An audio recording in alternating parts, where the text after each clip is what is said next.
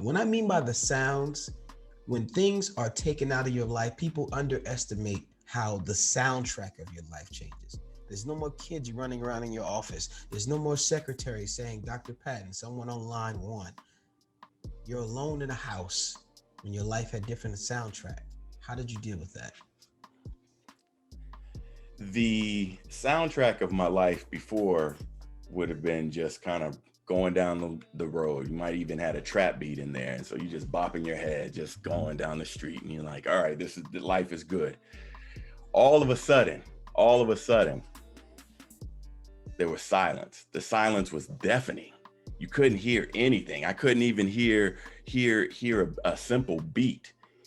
And sitting in an empty house, kids in school, wife at work, left alone to my thoughts, wondering, why was this happening to me? Why? And the second I stopped asking why and saying, well, I can't change why this may have happened or why I'm going through this, but what I can change is the way I approach this and the way I address this through an outcome. And it was at that moment that I said the soundtrack started to change, and it started to start playing a happy tune again. And I started feeling a little bit of swag again, and I started bopping my head again.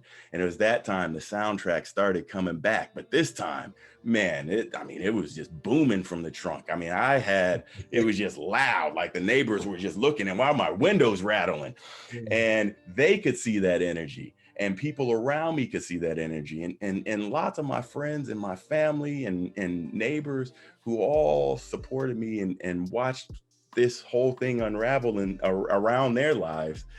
They realized that, hey, there's nothing stopping this guy now. Let him keep going. Let's take his beat. Let that resonate with us. And we had a whole new soundtrack. I believe there's a point in every man's life where the beat they were given will stop.